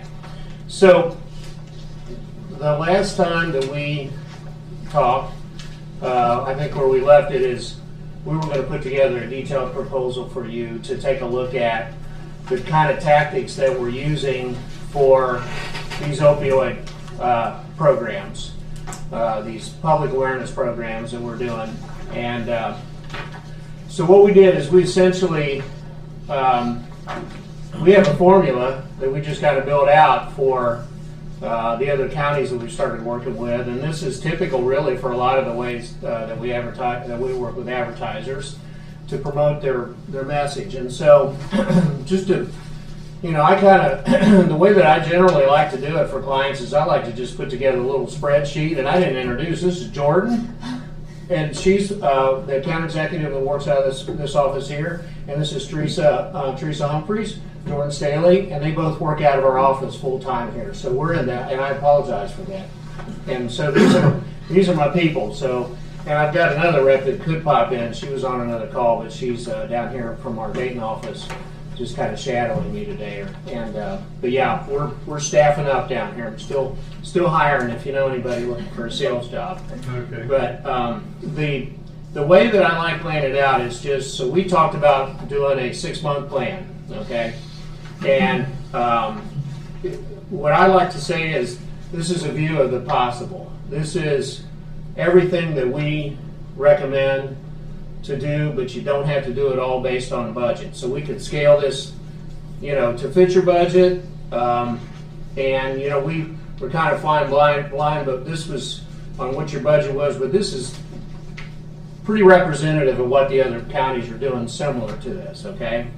So I'll just start at the top, and I will just kind of touch on each one of these tactics and kind of give you an overview. And then the next step, if you decide you want to see more, is that's the point where we bring our digital team in and they really start digging in on, the targeted audiences, and we really get in the weeds on showing you what exactly, at an even higher level of detail. But this is going to get you started. So this is kind of representative of the marketing funnel. The marketing funnel is going to be all your broader tactics are at the top, and then as you go down the funnel, you're getting to where people are more specifically clicking and going to your website or calling, okay, and making that secondary action, okay? So at the top here, we've got broadcast radio. So what we've got our stations that we have that broadcast out of this market, which is WKKJ. We would probably use WQLX, which is our AC station, and we've got WCHI here, and we got WBEX. Okay, so those basically, and all the pricing at the end is for the full 6 months if you were to do it as we had it built out here. And so what we got is the advertising campaign that we put together for radio would be touching 44,300 people per month in Ross County. Okay, and then just moving down, the streaming is streaming audio, and that is basically an audio message that can be 15 or 30 seconds. You probably want to go with 30 seconds. Price is the same, and that is where you're going to be people that are using Alexa, Google Home, connected devices, listening on the iHeartRadio app or other apps that are part of our network to deliver your message. And that is specifically only to people in Ross County. So the only people that are going to hear that message are the people that are in the county because it'll use their location services on their device. Okay? And for 6 months, that comes out to $20,000. Okay? And the radio is $25,000. And again, that's for the full 6 months. And again, we're really good at customizing campaigns to work in your budget. Okay? So nothing's written in stone. Podcast, the third one down, is essentially we have a network of a huge network of podcasts that we publish, and they essentially we will put your audio ad in those podcasts, and it doesn't matter what they're listening to, or what platform they're using to listen. So if you're using Spotify, Pandora, Apple Music, if it's on one of these podcasts that we publish, which there's over 1,000, then they will get your ad. And again, once we dial in on who you want to hit, it feels pretty broad at this point. Like it's really mostly just making sure that we're targeting Ross County. Anybody that's in this county, when they're here, they're listening to a podcast, it's part of our network, we're going to deliver an ad to them, and it's an audio ad. So we could use the same creative on either one of these platforms, radio, streaming, or podcast. Okay? And stop me if you have any questions, because I certainly want to hear them if you have anything you're thinking. Okay? And again, we've got the amount of gross impressions that you're hitting, and then the investment for running these campaigns. Okay? And I will say, we've been working with a group out of Fort Wayne, Indiana, and they've got a One Pill Can Kill campaign that's pretty strong, and they've got some YouTube ads, and they've also got some ads for radio that we're getting from them, and they have given us the ability to use them anywhere. They're giving us permission to replicate that same message, and it's pretty strong. So they paid a good amount of money to create these ads, and they're really good. So it's a pretty good thing. So we can come to you with some creative we used in some other counties, and see if you like it, and if you want it changed or tweaked or something, then we can do that for you, or we can start from scratch. Okay. Social media, we have 9 different platforms that we distribute content on, and again, that depending on what audience you're targeting, we may want to use different creative on different social media platforms to target different audiences. If you're targeting teens, we're going to use different platforms than we're going to use if we're targeting adults, and we can change that creative up to work on those platforms. Okay, so we get really dialed in on that. Location-based display is essentially display ads that we're going to deliver on about probably 4,000 different apps. So if you're looking at the Weather Channel and you're here in Ross County, we can deliver those ads basically on any website. So if they're fitting the criteria, if they're here and they're looking on their phone or looking on their desktop, and they're going to get delivered display ads, and that's a nice platform to use because it has the ability to have a click to call or a click to go to the website button on that ad. So when that pops up, that creative will be on there, and you can hit that button. It'll take them directly into the website or a phone call. So and I think we talked about that, but that you will get a dashboard on these digital tactics, and we can show you exactly what's working. You can see if somebody clicked on the ad to go to the website, so you got a lot of good visibility and data that we can show you. Okay, and that's kind of it in a nutshell. Really, there's no charge for any consultation. There's no charge for any creative. We do that for you at no charge. We will, if you've got other media you want us to work with, we'll do that. No problem. We don't charge to do that. We got a county that's asked us to work with their local radio station, which we're that here, but we're doing that, and we've also got another county where we're placing their billboards for us because they just, we're offering up that service, no charge to do that. So the only thing that we ever will charge you for is for the actual advertising. That's it. And beyond that, you got our team here this is what we do every day of our lives, and we're committed to give you a super high level of service. Okay. Any question on any of those? Yeah. Okay. Is this exclusively for the message of stigma for SUD users? It is. Or is it other messages? Well, this is to use the opioid money for awareness. Okay. So stigma is definitely a big part of it. But also, if we're working with the Hope Partnership Project, then that messaging would be for the Hope Partnership Program and to give people the ability to know where they have resources. Okay?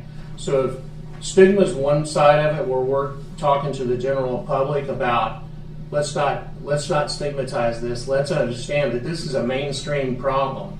I mean, I was driving to work this morning. My wife called me and said our engineer from that I've worked with for 20 years in the radio business, his son, died over the weekend. What's the first thing that came to my mind? So you can't judge people, so we know that we have that messaging. But then we also know that we've got people that we need to talk to that are dealing with this, and we've got to tell them where they can go and get resources. So that's the other side of that. So it's really up to you on what that looks like. I've worked with this. I'm on the board of Yes. Hope Partnership, and I always question what, trying to change somebody else's mind about feeling bad about somebody that uses opiates. Yes. Versus actually impacting their life course into total recovery. I mean, there's a separation here between opinion and feelings versus metrics and results Yeah. of lowering overdose deaths. I mean, having real impact on the street. So I guess I'm not, touchy, softy, feely when there's no payoff to the investment. Absolutely. I mean, I think we have to broach the subject, but not use it as a centralized campaign. That's why I'm asking what else is capable here that would be impactful to reducing overdose deaths instead of getting concerned and spending money about how people feel. Yeah, well, I mean, if you want to take that messaging and directly go to people that have these addiction issues, well, then that's how we craft the creative. So you're open to that? 100%. We're just not funneled in on stigma reduction? It's completely up to you. It's Yeah. customizable. Okay. Yeah, 100%. I mean, we've got campaigns running with clients that have multiple messages, but we can just dial in and put all of it towards just giving these people the ability to find out where they can go get help. I think that would better suit everybody. That is not a problem, 100%. I mean, we'll still address stigma, but not as a centralized theme. Yeah, and we can, we could do something to where we take your money and we put it towards this messaging to tell people where they have resources, and then we can run public service announcements that we can use those to address the stigma problem. Okay, that way we're not putting any money towards that. We're just using the public service announcements that we have available to you all the time to do that. And that might be a good way to do it. And those will run on the radio, and that way we're using your money to go after the results. And you'd also be working directly with me to customize your messaging. So you wouldn't have to go through a third party. You could give me your opinions and what you believe that you would like to run, depending on however direction you want to move. And then we can put together a professional message that you can preview before it airs live. And you can choose from one or multiple that could also be airing at the same time on different platforms. So totally up to you. And I think once you hear some of that, some of this stuff we're already running, that might help to kind of see what some of the other counties are doing. And I was on a call. Well, there's just the more time I spend on this, the more that I'm blown away. But we were on with a coroner up there in Fort Wayne, and he invited us to come to their Indiana coroners convention here this month, where there's going to be 99 coroners, and they all have the same problem. They don't have enough capacity. That's shocking.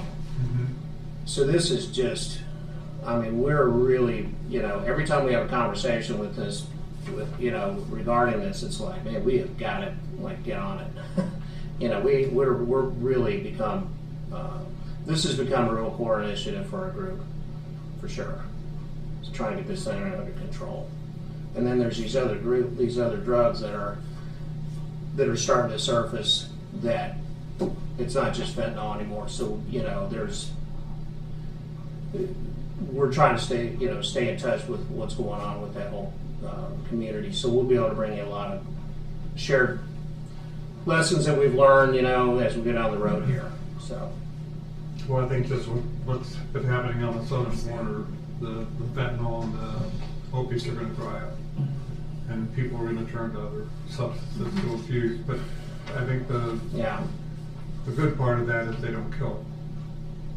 Yeah. You typically can't overdose on marijuana or even methamphetamines, and that's the two replacement drugs when you don't have any supply of opiates.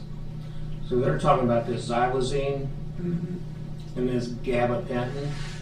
Those are the two that are starting to surface a lot more. Are those opiates? I believe they are. One of them is a horse tranquilizer. The other one's an anti-seizure drug. They follow the same path as the other ones across the border. So I think, Good. I think that supply and demand is going to tilt in our favor anyway. So we have to prepare for the consequences of that. We'll follow your lead on that. Yep. That's easy. You tell us what you want the messaging to be, and that can change at any time. We don't need a lot of, digital takes a little bit longer to change the messaging, but the radio, we can change that in a couple of days, so we move pretty quickly. We've got a full production department with the company. We got centralized production, so we've got people that can do ads across the country, and they've got it set up to, just like our digital hub, where we just put it into the system, somebody grabs it, does the production, and sends it back to us. Do you work with Litter? We Are they don't. a competitor? Yeah, but I don't. They're not a radio company, and they don't do a lot of the things we do digitally. So I mean, I'm not opposed to. I can certainly. Asking for information. Yeah. I mean, that's no problem. Whatever you want us to do.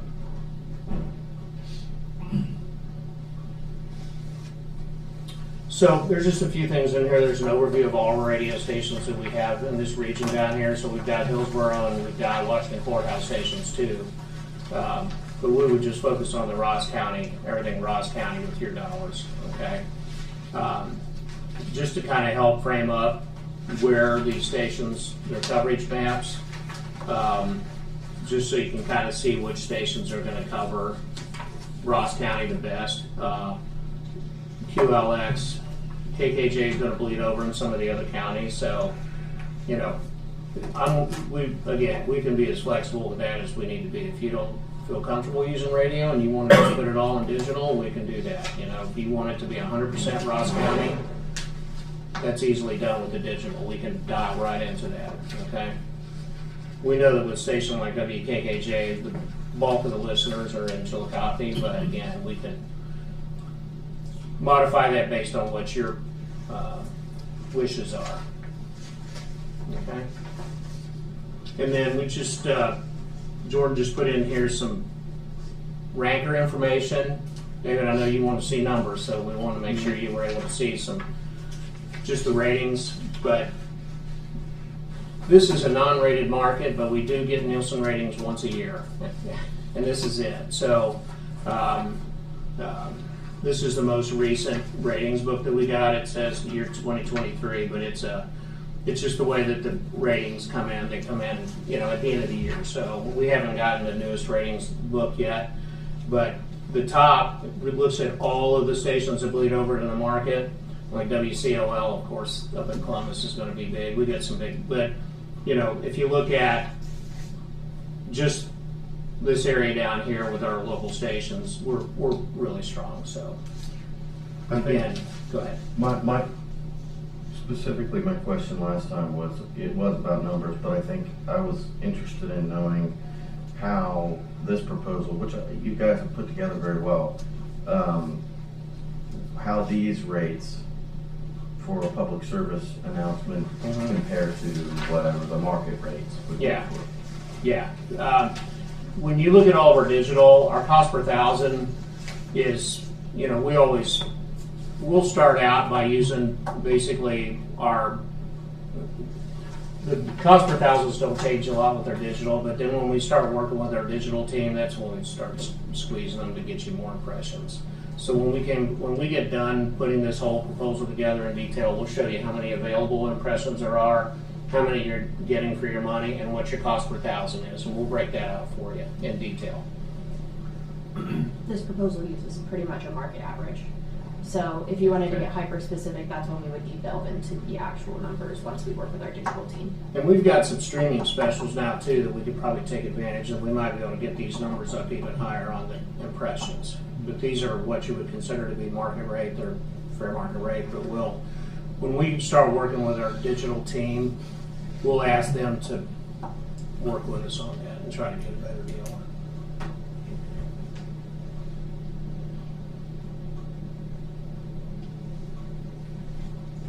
If you like, we could get your email addresses and we could start sending some creative, and we could go ahead and start bringing you some more specific Well, I appreciate the work that's been put into this so far and appreciate the proposal here. It answers and addresses some of the questions, so it's not to take away from that. It feels to me that maybe we've skipped a step and we're diving into the details of what a public ad campaign could look like, but we haven't asked the question of if that's the best utilization of this funding and where does a public ad campaign rank in the possible things that we could do to address this issue with the funding that's been allocated towards us. So that's where I'm at, and so I only say that to say I don't want you guys to keep working on perfecting something and then it'd be a waste of time for you if we haven't properly deliberated around what other options we may have or what we might want to do with that funding. Understood? Just let us know what you want us to do next. I mean, we're working with this. We've got a lot of these going. We want to just bring you what we do best, and we get the word out. You know, we spread the word. We want to fit into whatever it is you're doing, and like I said, we'll scale this thing and turn it into what you want it to be. You know. And if you guys do plan to explore other options, like maybe investing into our local resources or whatever it may be, like I said, we're also working with Hope Partnership Project as well.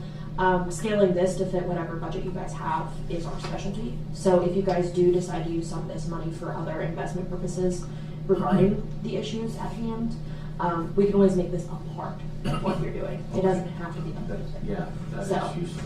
So as you can see, like your impressions, we can scale that as far down as we need to scale in order to match whatever budget you have. Yeah. So like Dave said previously, this is just what could be. This is what we can provide you for the amount that we obviously have put down here at the bottom. So you're getting a little bit over 4.3 million impressions with this. But if you wanted to scale that back, be hyper specific with your zip codes, then we could just hit the people that we're wanting to hit, and we don't have to focus on like that bleed through of other stations if you're wanting to do like a hyper focused digital campaign. So you don't have to do all of these. You can just do part and some, whatever works for you guys and whatever works for your resources and budget. We're here to do. Because I believe it's a very important cause, as I've been affected by this. I live here in Miles County.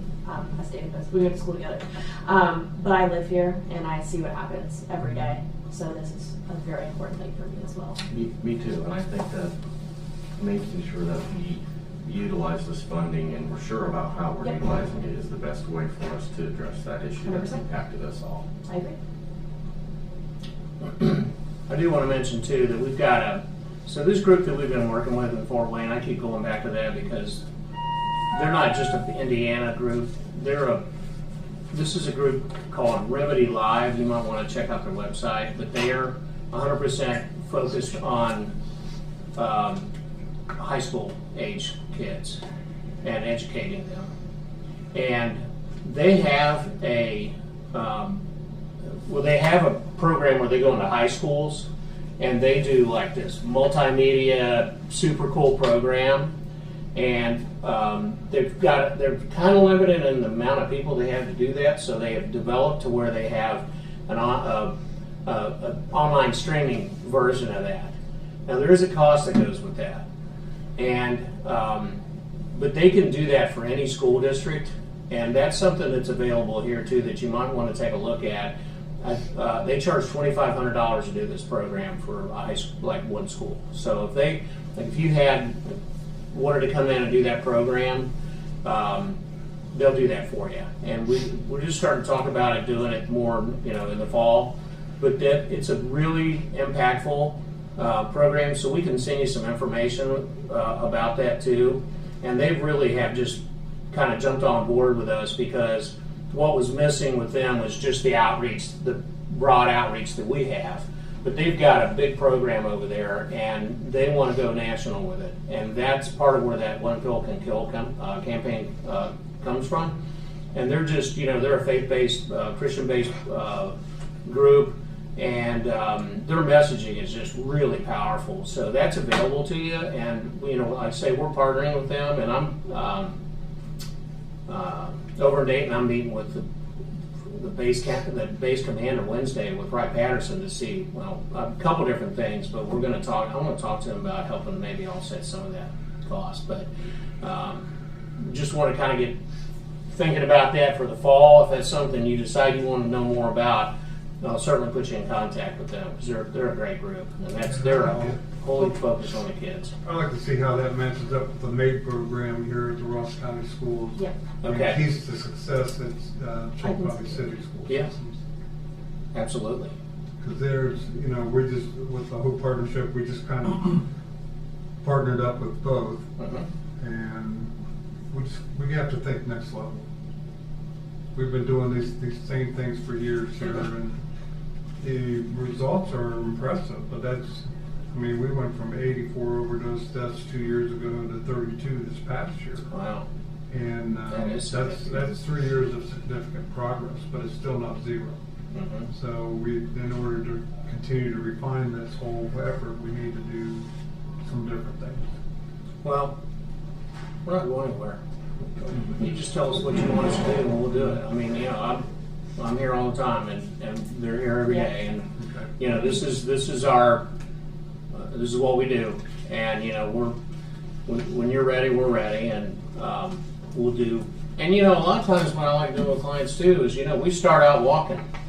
We don't have to do everything at once, and then we, like I say, when I talk about the view of the possible, what I've got, we'd like to think about this as a long-term thing. And the clients that I've had that I've worked with for years, I've got an even more basic spreadsheet that I keep for them. And I break down every tactic, and I break it down by month. And then I got tabs at the bottom every year. So we can go back and review what we did, and we can talk about what we liked and what worked great. And then we're continually refining these things that we're doing. And that way we're learning as we go together, because when we go to these dashboards and we take a look at what's running, sometimes we'll run 2 different creatives, and we'll say, boy, that A/B testing, we do that a lot. That one works a lot. This one's getting a lot better response than this other one. Let's put all your money on that. So we tweak things as we go. So it's not a one and done by any means. It's once we start running, that's when the hard work begins, because we got to make sure we're spending the taxpayers' money wisely, and it's just no different with a client. I'm spending their money. I want to make sure they're getting the best bang for the buck, and if I do that for them, they'll continue to run with me, because we have a great relationship. There's trust. That's what it's all about. So we're here for the long haul. Okay. We'll talk about it in our work session, and we'll be getting back with it. If you need anything at all, you reach out, and we'll get it for you. Thank you, guys. Okay. Appreciate you. Let me Have a great day. You guys have any questions, please let me know. I will answer as soon as possible. I have card bill. I don't have a clue. I probably only passed out like That's okay. 12. Thank you so much. So much. Good to see you too. No, that's good. That's, that's just the card bill I keep getting. off the record real quick. I actually found out, Marsha was Audrey's grandma. She was our neighbor. Oh, really? Yeah, so, and I'll show you this one thing. I won't waste too much of your time. But I've been keeping the flowers alive. Over on Annis, yeah. Oh, Annis, okay. Yeah, so I've been keeping her flowers alive. Awesome. And the peonies actually. Oh, wow, that's cool. So I've been keeping those alive, on the ones that are on our property line. Yeah. So I just thought I'd let you know. Cool, that's awesome. Thanks again. Have a good day, guys. Thank you, guys. Appreciate it. Anything else? You talking to me? We're going to recess. I'm sorry. Okay, sounds good. What'd you say? No. All right. So good. We will recess the meeting. 11:50. I didn't know you were going tomorrow. I thought you Come were back going into to work session. next Monday.